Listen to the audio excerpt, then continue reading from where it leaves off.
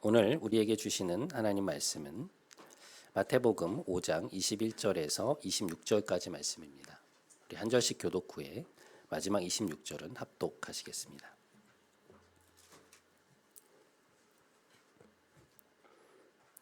옛사람에게 말한 바 살인하지 말라.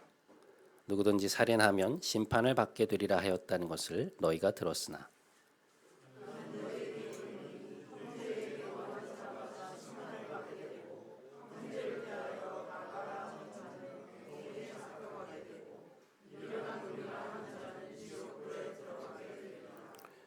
그러므로 예물을 제단에 드리려다가 거기서 내 형제에게 원망 들을 만한 일이 있는 것이 생각나거든.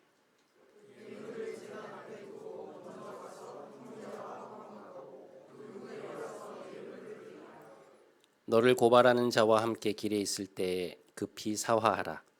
그 고발하는 자가 너를 재판관에게 내어주고 재판관이 옥리에게 내어주어 옥에 가둘까 염려하라.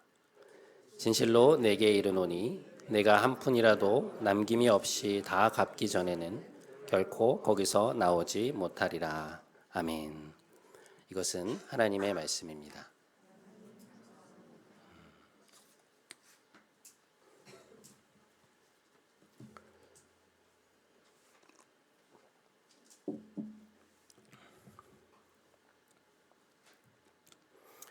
지난주 우리는 내가 율법을 폐하러 온 것이 아니라 완전하게 하러 왔다는 예수님의 말씀을 함께 생각해 보았습니다.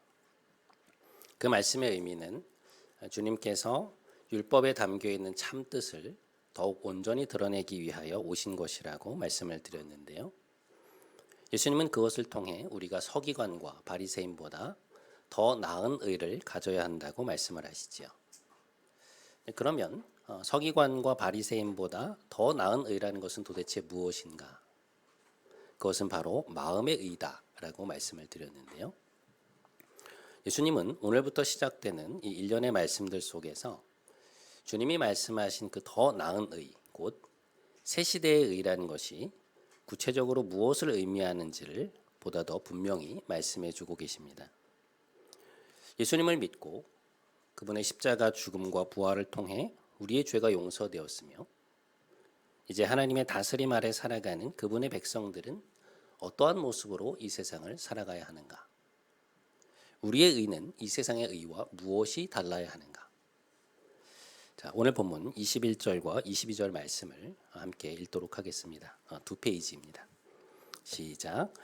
예루살렘에게 말한 바 살인하지 말라. 누구든지 살인하면 심판을 받게 되리라 하였다는 것을 너희가 들었으나 나는 너희에게 이르노니 형제에게 노하는 자마다 심판을 받게 되고 형제를 대하여 나가라 하는 자는 공회에 잡혀가게 되고 미련한 놈이라고 하는 자는 비옥불에 들어가게 되리라.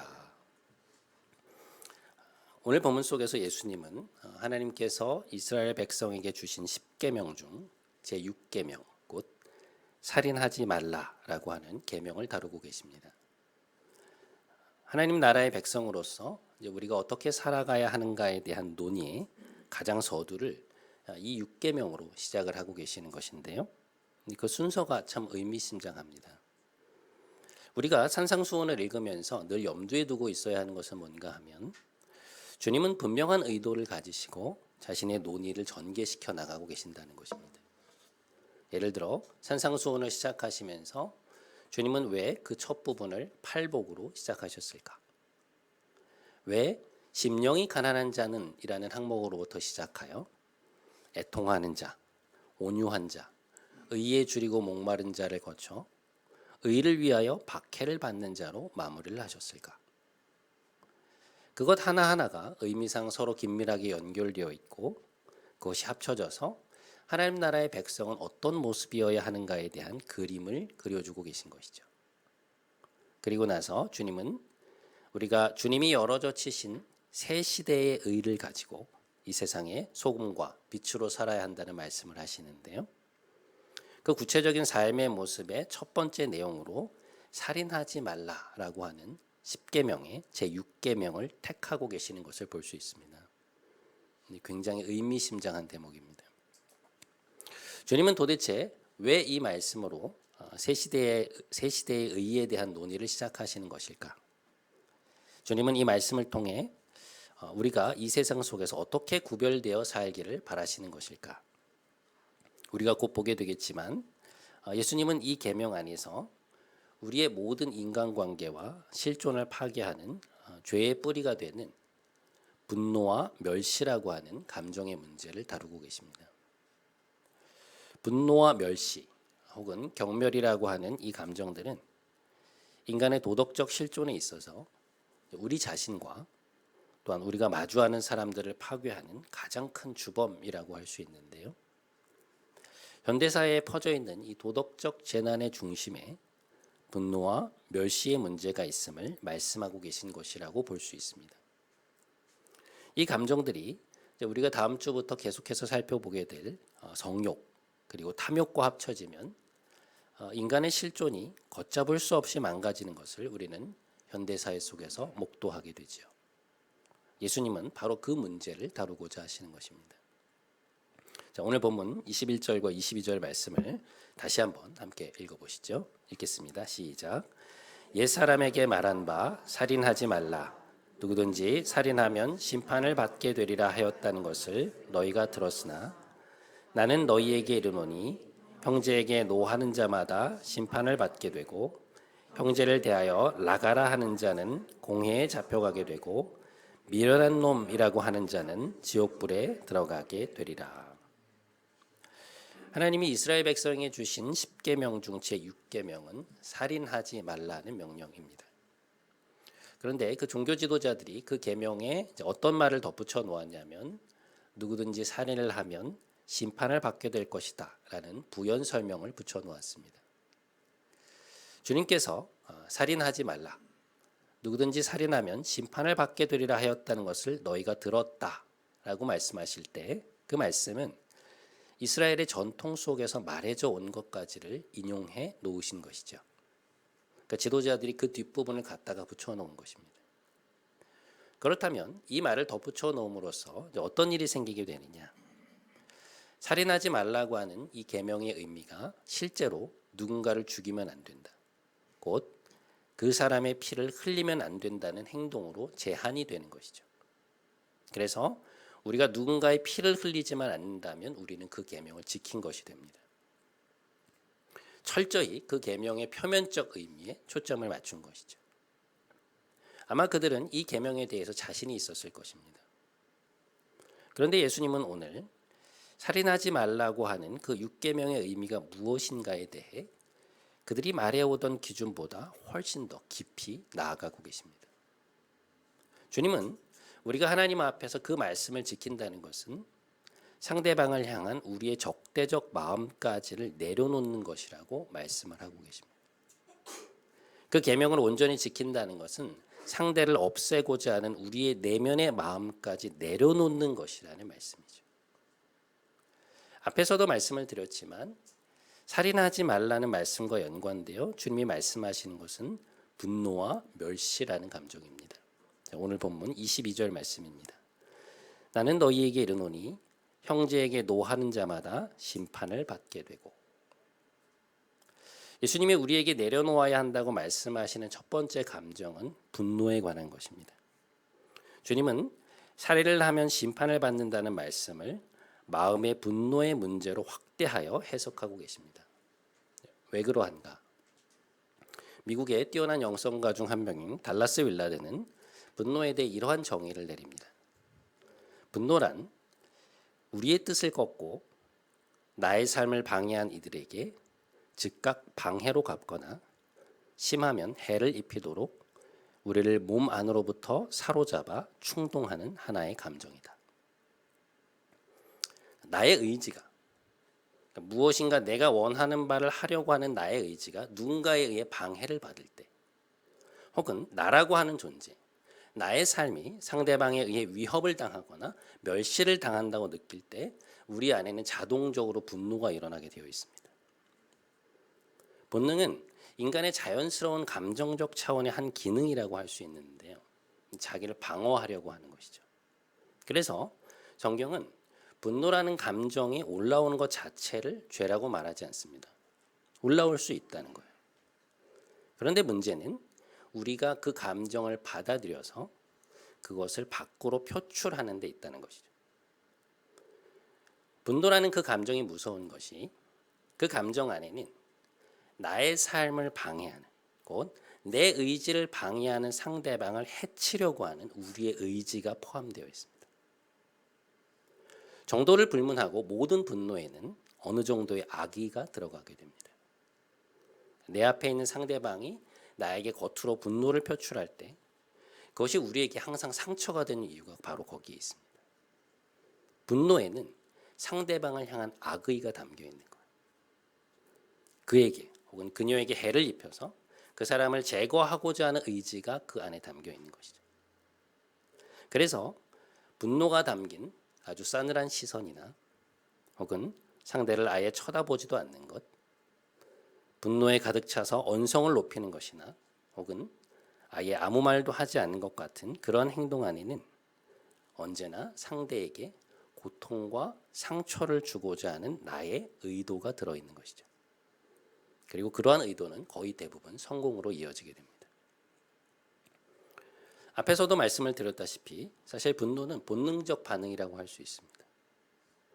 자기 방어적 차원에서 우리 안에 불러일으켜지는 것인데 문제는 뭔가 하면 거의 대부분 우리가 그 감정을 적극적으로 받아들인다는 데 있습니다. 그러니까 지금 이 상황에서 나에게 올라오는 이 감정이 합당하다고 생각하는 거예요. 내가 부당한 취급을 받았다는 생각 때문에 그 감정을 갖는 것이 마땅하다는 생각 때문에 그것을 받아들여서 밖으로 표출하게 되는 것이죠. 이 분노라는 감정이 상대방에 주는 영향은 굉장히 큰 것이거든요. 그러니까 이 감정은 상대방이 그러한 기류를 느끼는 것만으로도 그 사람의 행동에 영향을 주고 그 감정에 담겨 있는 적대감과 악의가 상대에게 상처를 주게 됩니다. 그리고 그것이 또 다른 분노를 불러일으키죠. 또 하나 분노의 무서운 점이 무엇인가 하면 우리가 그 감정을 쉽게 받아들임과 동시에 우리 안에서 그것을 자꾸만 키우게 된다는 것입니다. 앞에서도 말씀드렸다시피 우리가 받아들인 분노가 좀처럼 식지 않는 이유는 지금 우리가 그러한 감정을 갖는 것이 정당하다는 생각 때문인데요. 나의 삶과 의지를 방해하고 나의 품위를 손상시킨 이들에게 어떻게든 그것을 되갚아주고 해를 입혀야 한다는 마음이 우리 안에 올라오게 된다는 것입니다. 그런데 우리가 그렇게 그 감정 안으로 빠져들게 되면 분노라는 것은 굉장히 강렬한 감정이기 때문에 우리가 가지고 있는 모든 정신적, 정서적 차원의 자원들이 그것을 유지하는 데 집중이 됩니다. 또한 정신뿐 아니라 몸도 같이 반응을 하게 돼요. 분노라는 감정은 우리를 사로잡아서 충동하는 힘이 굉장히 강하기 때문에 이것에 사로잡히면 우리가 가지고 있던 모든 에너지가 분노의 힘을 다루고 유지하는 데 들어가게 됩니다. 우리가 받았던 부당한 대우에 대해서 끊임없이 되새기게 되죠. 그러면서 우리의 통제권을 분노라는 감정에게 내어주게 되는 것인데요. 나에 대한 통제권을 그 감정에게 내어줄 때, 곧 우리 자신을 그것에 양도하게 될 때 분노는 순식간에 우리를 장악해버립니다.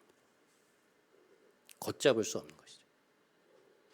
상황만 허락된다면, 법의 제재가 없고 사람들의 시선만 없다면 그것은 언제든 상대에게 실제의 해를 불러일으킬 수 있는 요소가 되는 것이죠. 예수님은 그것이 바로 살인의 뿌리라고 말씀하고 계시는 것입니다. 우리가 그 감정을 정당하다고 생각해서 적극적으로 받아들이고 그것에 빠져들어 그 감정에 우리 자신을 양도하게 되면 더 이상의 통제가 불가능하게 되고 그 틈을 타서 온갖 악한 생각들이 우리를 사로잡기 시작한다는 것입니다. 분노가 그렇게 무서운 것이라는 것이죠. 그래서 사도 바울은 에베소서 4장 26절과 27절에서 이런 말씀을 합니다. 분을 내어도 죄를 짓지 말며 해가 지도록 분을 품지 말고 마귀에게 틈을 주지 말라. 이 말씀은 분을 내도 된다는 말씀이 아니고요. 분노가 올라와도 그것으로 죄를 짓지 말라는 것. 그것을 오랫동안 품고 있으면 마귀에게 틈을 주게 된다는 것입니다. 분노라는 것은 그 안에 우리가 그렇게 행하는 것이 합당하다고 하는 우리의 의가 들어가 있기 때문에 그것을 벗어버리기가 쉽지 않은데요. 우리가 그것을 계속해서 품고 있으면 거기에 모든 에너지가 집중이 되고 그것을 기반으로 하여 온갖 악한 생각들이 틈을 타게 된다는 것입니다.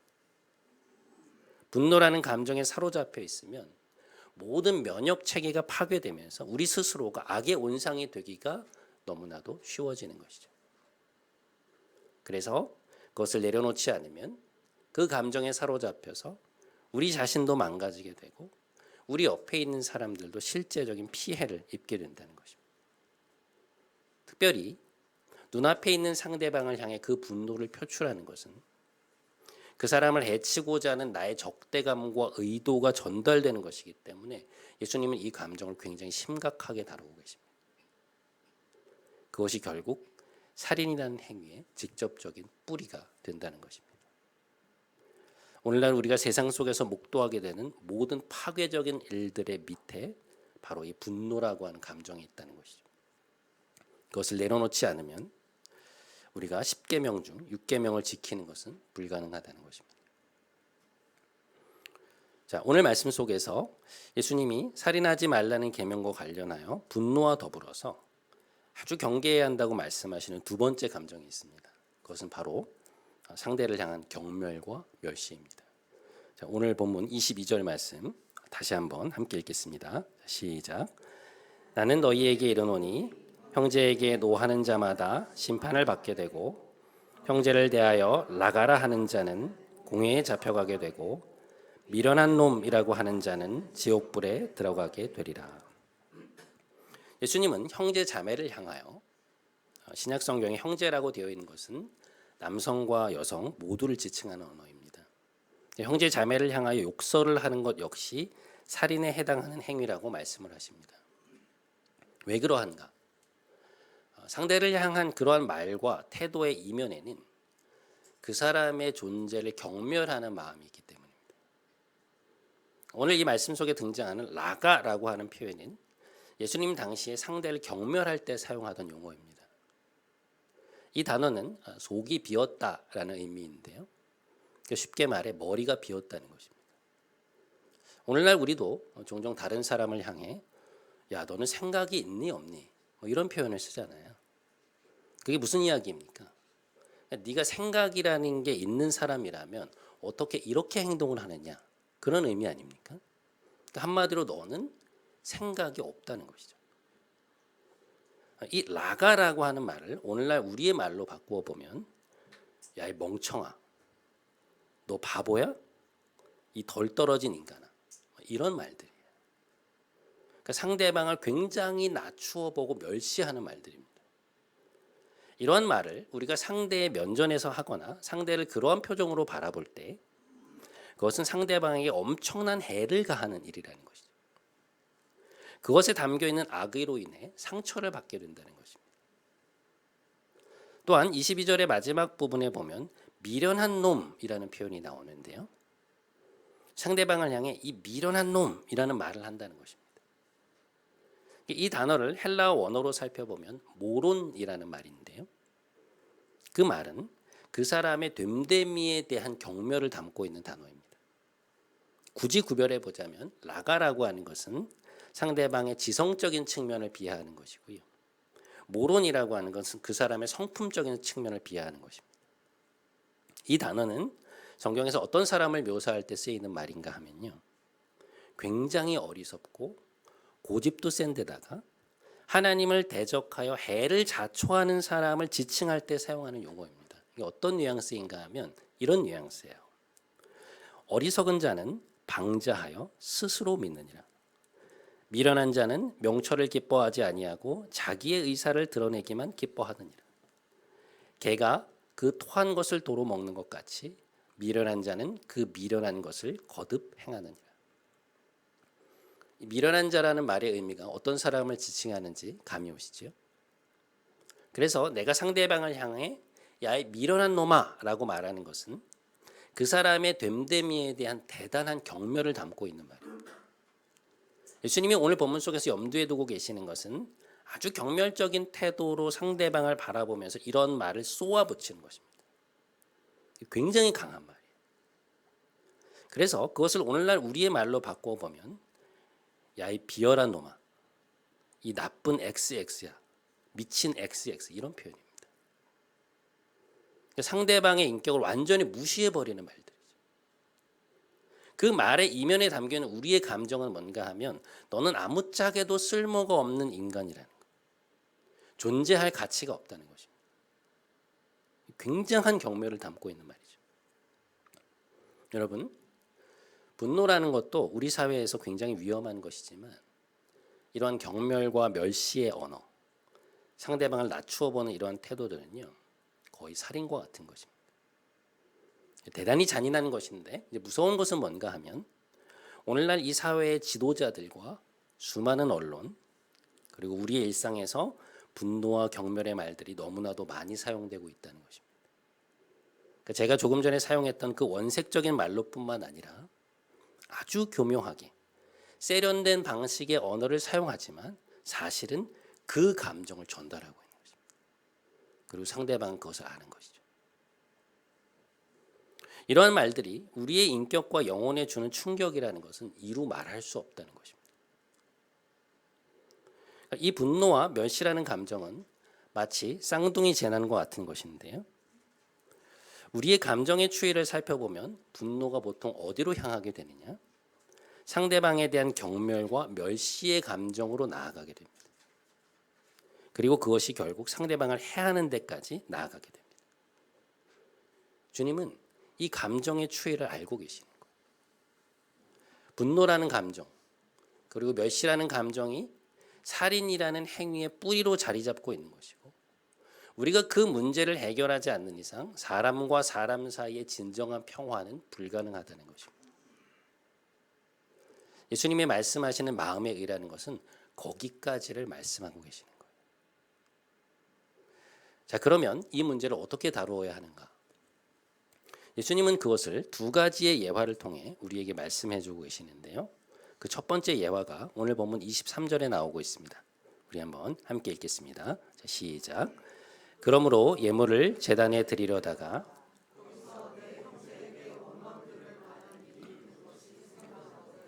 예물을 제단 앞에 두고 먼저 가서 형제와 화목하고 그 후에 와서 예물을 드리라.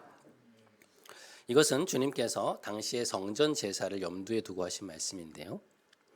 오늘 우리의 언어로 바꾸어 보면 내가 교회에서 예배를 드리다가 어떤 형제나 자매가 너에 대해 불만을 품고 있는 것이 생각나거든 예배가 끝날 때까지 기다리지 말고 그 즉시 예배당을 나와 그 사람을 찾아가서 용서를 구해라. 가서 너의 형제 자매와 화해하고 다시 와서 하나님께 예배를 드려라.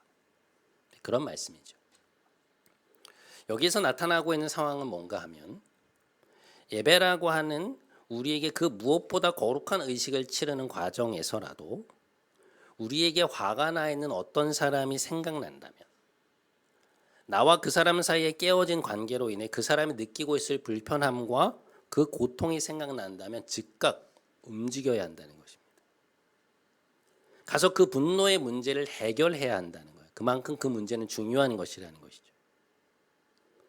아까 사도 바울이 해가 지도록 분을 품지 말라는 말과 연관이 되어 있는 행동이죠. 여기에서 이런 질문이 있을 수 있죠. 그러면 나의 분노는 어떻게 합니까? 그 사람의 분노를 풀어주는 것은 중요하지만 나에게 분노가 있을 때는 어떻게 해야 합니까? 그런데 여러분, 지금 예수님이 말씀하신 이 내용을 한번 잘 생각해 보십시오.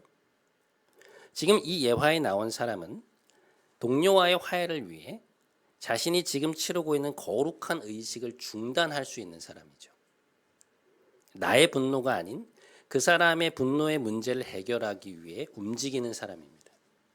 그렇다면 이러한 행동이 일상화되어 있는 그 사람의 전체적인 성품과 삶의 질이라는 것이 어떠한 것일런지 한번 생각을 해보십시오.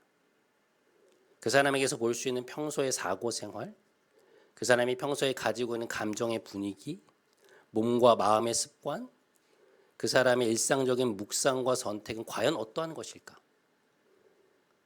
충분히 짐작이 되지 않습니까?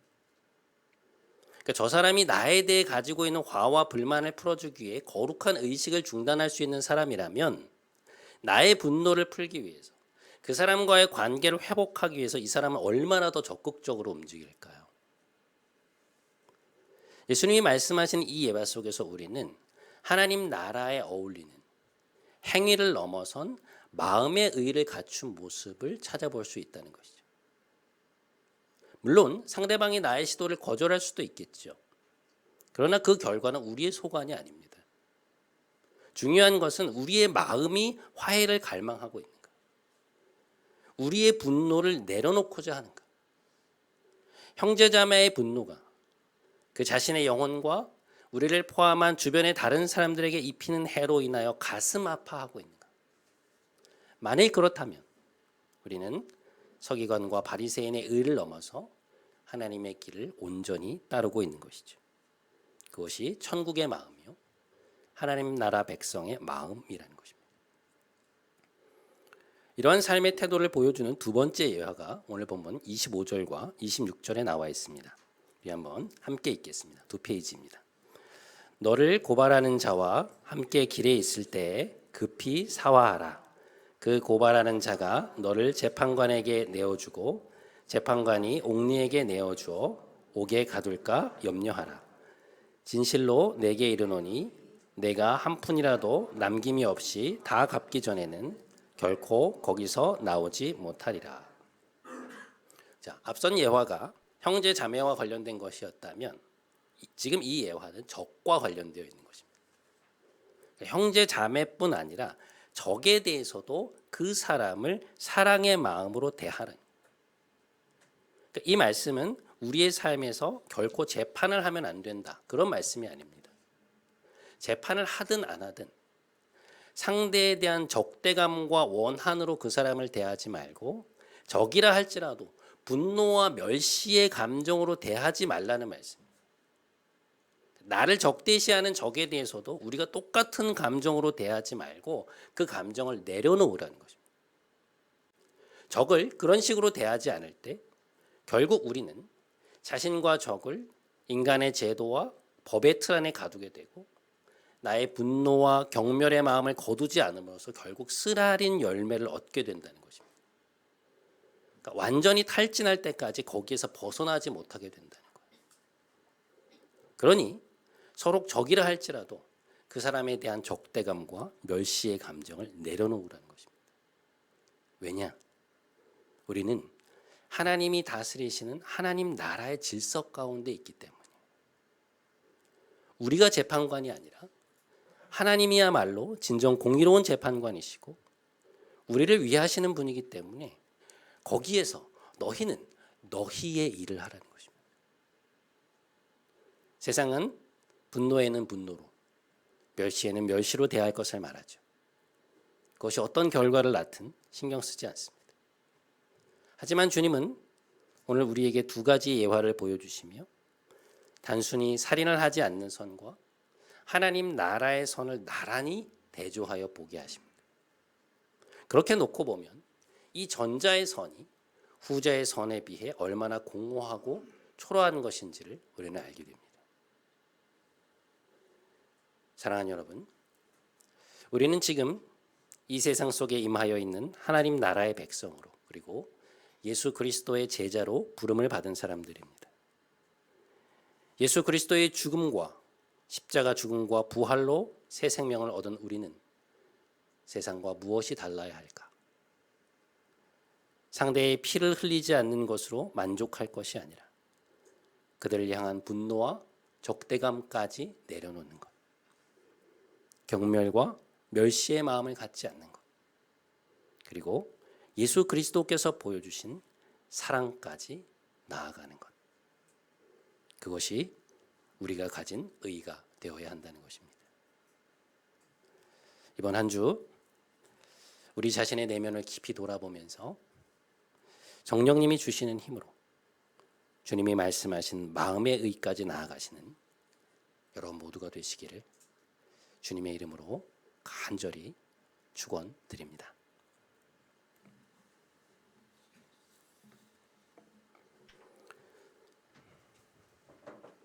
오늘 우리가 이 찬양 함께 불렀으면 좋겠습니다. 주님이 우리를 빛으로 부르셨으니 부르심 따라서 우리가 살기 원한다라는 찬양인데요. 우리는 하나님께서 택하신 백성들입니다. 하나님께서 우리를 부르시는 그 제자로의 부름을 따라서 여러분의 삶이 산상수훈에 나오는 예수님의 삶을 따라가시는 그런 삶이 되시기를 주님의 이름으로 다시 한번 기도드립니다. 함께 찬양하시겠습니다.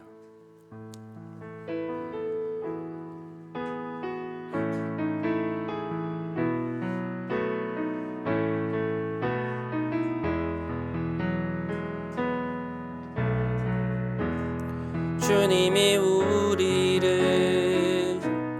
빛으로 부르셨으니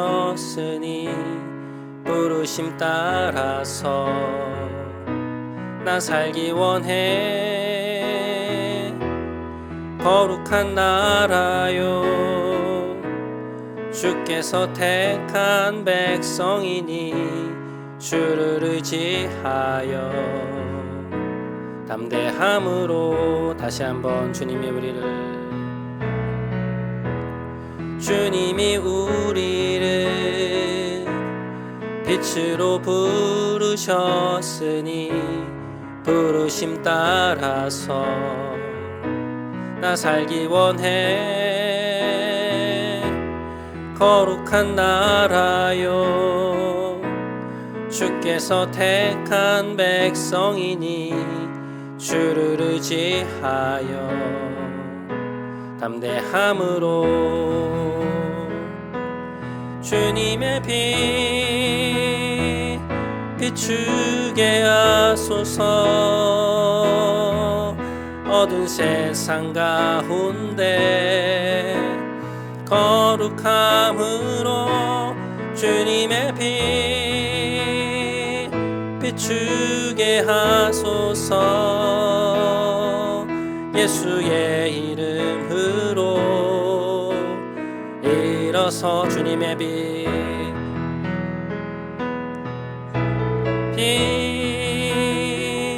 비추게 하소서. 어두운 세상 가운데 거룩함으로 주님의 빛 비추게 하소서. 예수의 이름으로 일어서도록.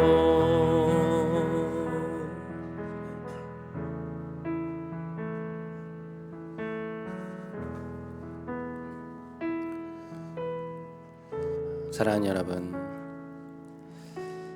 예수님은 오늘 살인하지 말라는 계명 속에서 우리에게 분노의 문제에 대해 말씀하고 계십니다. 우리는 우리의 삶에서 얼마나 분노를 경험할 때가 많은지요. 우리를 둘러싼 많은 일과 사람들이 우리를 분노하게 할 때가 있습니다. 그런데 주님은 우리에게 그 분노가 너희를 삼키지 않도록 엄중한 경고의 말씀을 주고 계십니다. 분노야말로 살인하지 말라는 6계명이 그리고 모든 인간관계의 뿌리를 흔드는 일이라는 것입니다. 우리 시간 함께 기도하기 원합니다. 하나님, 우리가 우리에게 올라오는 분노의 감정을 쉽게 받아들이지 않게 해주십시오. 분노라는 감정에 우리 자신을 내어주지 않게 해주십시오. 그 감정이 우리를 삼켜 우리의 심령에 온갖 악이 틈타지 않도록 주님의 보혈로 우리의 심령을 지켜주옵소서. 우리 그 기도 제목 가지고 함께 하나님 앞에 나아가도록 하겠습니다. 함께 기도하겠습니다. 하나님 아버지, 오늘 우리에게 하나님의 말씀을 들려주심에 너무나 감사합니다. 하나님, 새 시대의 의로 살아가야 하는 우리의 삶을 말씀하시면서 살인하지 말라는 10계명, 6계명을 말씀하신 주님의 의미가 무엇일까? 주님의 의도는 무엇이며 주님의 진의는 무엇일까 생각하게 됩니다. 주님, 우리에게 오늘 분노하지 말라는 말씀을 주셨습니다. 분노가 너희를 삼키지 못하게 하지 말라는 말씀을 주셨습니다. 하나님, 우리의 심령 가운데 분노가 올라올 때가 얼마나 많은지 모릅니다. 하나님, 그것이 우리를 삼켜서 그 강렬한 감정을 우리가 받아들여서 하나님, 그것에 우리를 양도해주고 그것에 우리를 내어주게 될 때가 얼마나 많은지 모르겠습니다. 하나님 아버지, 우리를 긍휼히 여겨 주옵소서. 우리를 불쌍히 여겨 주옵소서. 우리를 불쌍히 여겨 주시고 그 분노가 우리를 삼키지 않게 하여 주시고, 하나님, 분노가 하나님 우리가 그것을 품고 있으면서 온갖 악이 틈타는 그런 일이 생기지 않도록 하나님 우리의 마음을 지켜 주옵소서. 우리 성도들의 심령을 주의 보혈로 지켜 주시기를 간절히 구합니다. 여러분, 예수님은 또한 우리에게 분노의 마음뿐 아니라 경멸과 멸시의 마음을 거두라고 말씀하고 계십니다. 누군가를 경멸하고 낮추어 보는 멸시의 말과 태도가 우리의 일상에 얼마나 깊이 들어와 있는지 모릅니다. 가장 가까운 사람들로부터 우리의 적에 대하여 우리는 얼마나 교묘하게 그들을 멸시할 때가 있는지 모릅니다. 이 시간 한 번만 더 기도하기 원합니다. 하나님, 우리 안에 숨겨져 있는 그 멸시의 마음들을 이 시간 보여주옵소서. 상대방의 가치를 인정하지 않고 존재의 이유를 무시하는 경멸의 언어가 우리의 입술에서 사라지게 하여 주시고, 그러한 태도가 우리의 마음에서 사라지게 해 주옵소서. 우리 기도 제목 가지고 한 번만 더 하나님 앞에 나아가도록 하겠습니다. 함께 기도하겠습니다. 하나님 아버지, 우리 안에 분노의 마음뿐 아니라 상대를 향한 경멸과 멸시의 말들과 마음들이 참 많이 있습니다. 하나님, 원색적인 욕을 쏟아놓지 않다 할지라도 우리의 마음으로 상대를 멸시할 때가 얼마나 많은지, 상대를 경멸하며 그 사람을 그러한 눈으로 그러한 마음으로 쳐다볼 때가 얼마나 많이 있습니까? 그 사람을 판단할 때가 얼마나 많이 있습니까? 우리 안에 너무나도 일상화되어버리고 이 사회 속에서 일상화되어버린 경멸과 멸시의 마음을 하나님 이 시간 내려놓기 원합니다. 주님, 그것을 내려놓으라는 주님의 말씀 앞에 우리가 순종하여 그 말씀, 그 말들을 내려놓고 하나님 우리의 마음까지 내려놓기 원합니다. 하나님, 우리의 삶이 분노와 경멸을 내려놓는 삶이 되게 하여 주옵소서. 적대감과 원한 분노를 내려놓는 삶이 되게 하여 주옵소서. 하나님 앞에서 하나님께서 제시하여 주신 예수 그리스도께서 가신 길을 걸어갈 수 있는 제자의 삶이 될 수 있게 하여 주시옵소서. 제자의 의를 따라 살게 하여 주시옵소서. 세상과 다르게 살아가는 십자가의 보혈과 부활의 능력을 믿는 우리 자신들이 될 수 있도록 주님 은혜를 베풀어 주시옵소서. 주님 은혜를 베풀어 주시옵소서. 주님 인도하여 주시옵소서. 주님 도우소서.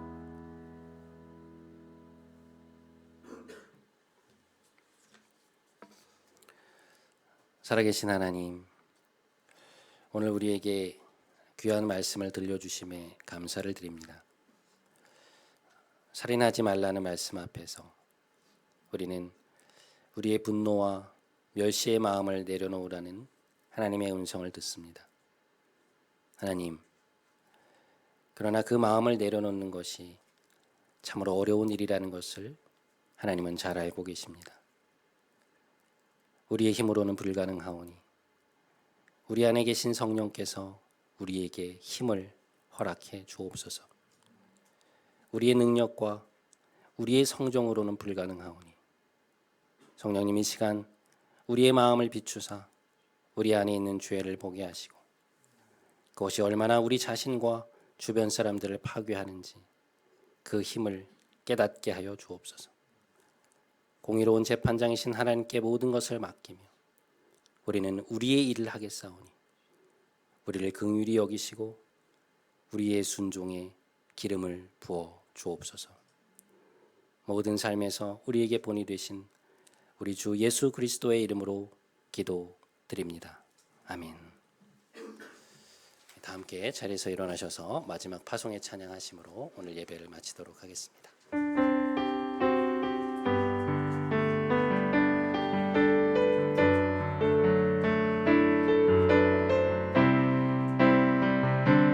하늘의 문을 여소서 하늘의 문을 여소서. 이곳을 주목하소서. 주를 향한 노래가 꺼지지 않으니 하늘을 열고 보소서. 이곳에 임재하소서. 주님을 기다립니다. 기도의 향기가 하늘에 닿으니 주여 임재하여 주소서.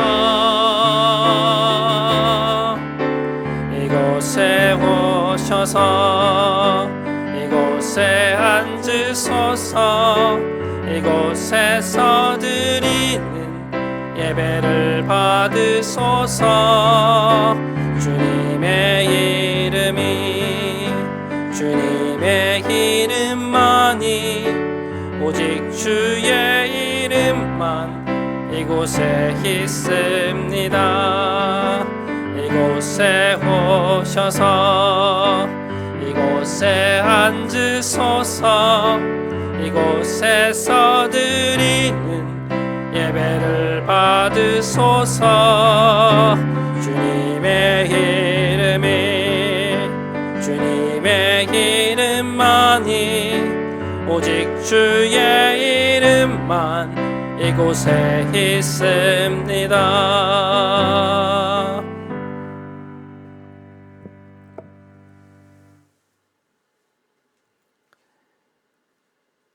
이제는 우리 구주 예수 그리스도의 크신 은혜와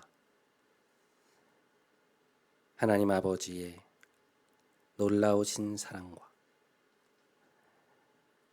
보혜사 성령님의 감동 감화 충만케 하심, 살인하지 말라는 주의 말씀에 순종하여 우리의 분노와 멸시의 마음을 거두고 제자의 길로 우리를 부르시는 주님의 길을 온전히 따라가기를 간절히 소망하는